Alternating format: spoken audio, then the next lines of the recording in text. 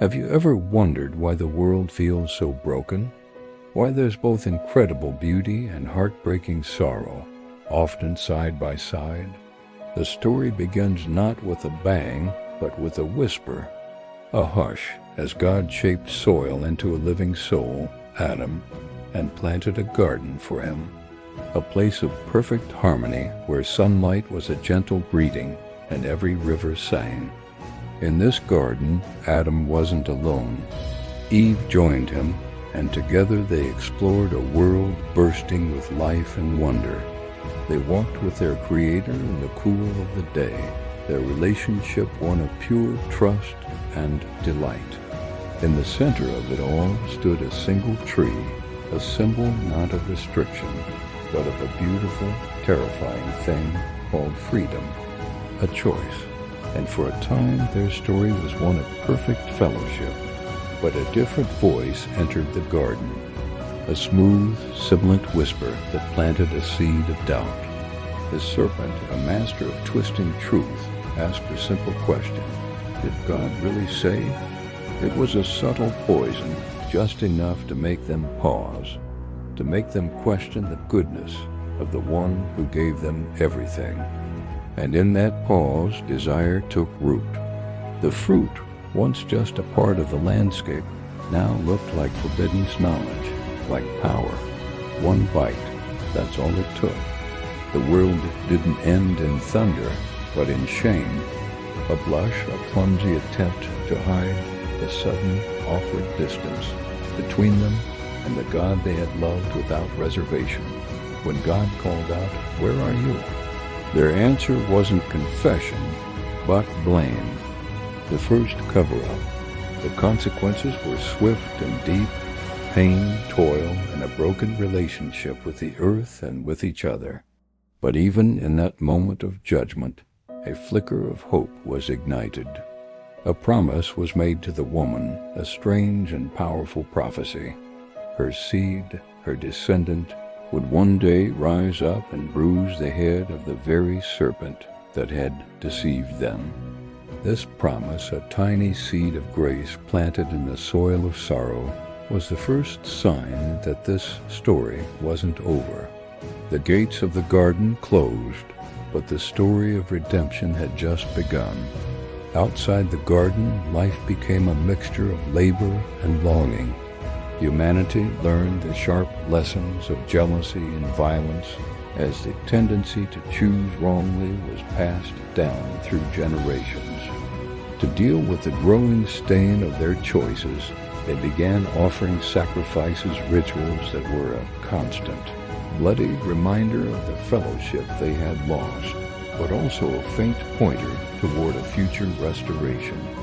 Through the long, winding centuries, that initial promise shimmered like a golden thread. God called one man, Abraham, and promised to make his descendants into a great nation. He appeared to another, Moses, in a burning bush and set a whole people free from slavery. He made a covenant with a shepherd king, David, promising a royal line that would last forever. The law, the tabernacle, the sacrifices, all of it was a grand foreshadowing, a schoolmaster preparing the world for something and someone greater. Prophets became the keepers of this hope. They spoke in fiery, poetic language of a coming servant who would suffer for the people, a righteous branch that would sprout from a seemingly dead stump. They painted a picture not of a conquering king, but of one whose victory would be won through immense personal sacrifice. The hero of this story, the promised seed, was beginning to take shape, and his silhouette looked like suffering love. Then, at the perfect moment in history, the promise took on flesh and blood, not in a palace but in a stable. A baby Jesus born in obscurity.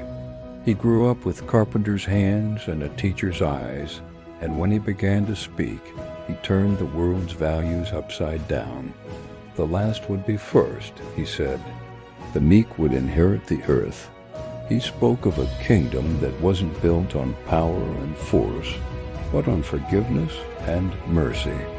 Where the serpent had used a question to sow doubt, this man, Jesus, answered with a life of perfect obedience. Where the first Adam reached for the fruit in disobedience, this second Adam resisted every temptation, living in perfect, unbroken fellowship with his Father. His miracles weren't just displays of power. They were signs of the coming kingdom, previews of a world made whole. The sick were healed, the dead were raised, and most radically, sins were forgiven. But this story of love and healing took a dark turn. Betrayed by a friend, arrested in the dead of night, and rushed through a series of sham trials, Jesus was condemned to die on a Roman cross. The cross was an instrument of brutal torture and ultimate shame. As he hung there, the sky went dark and he cried out. And that cry was the weight of all human history, all our wrong choices, all our pain. He took upon himself the penalty we deserved, and in that moment, the barrier between God and humanity was torn apart. They laid his body in a tomb, sealed it with a stone, and the world held its breath. It seemed like darkness had won, but on the third day the sun rose on a world forever changed. The stone was rolled away. The tomb was empty. The risen Jesus appeared to his followers, not as a ghost, but as a living, breathing man with scars on his hands and feet. The serpent had struck his heel, but in rising from the dead, Jesus had crushed its head. What does it mean to crush the serpent's head? It means the power of sin, shame, and death has been broken. The one who willingly bore our penalty was vindicated by God's life-giving power. The chains of bondage that began in the garden were shattered by the obedience of one man. The promised seed had fulfilled the ancient hope. From that empty tomb, a new kind of hope began to flow out into the world.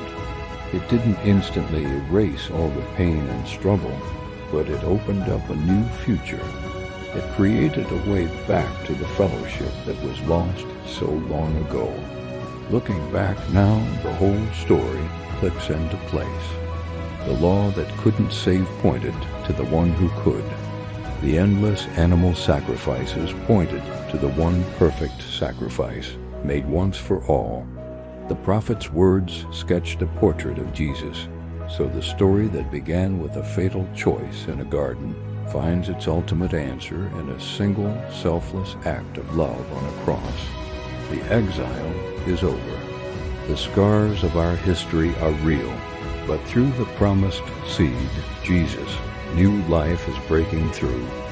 The serpent's reign has been broken at its root, and the invitation given in the garden is still open to us today, to turn from the things that bind us to receive the costly forgiveness he offers, and to step into the incredible new life that rises out of death.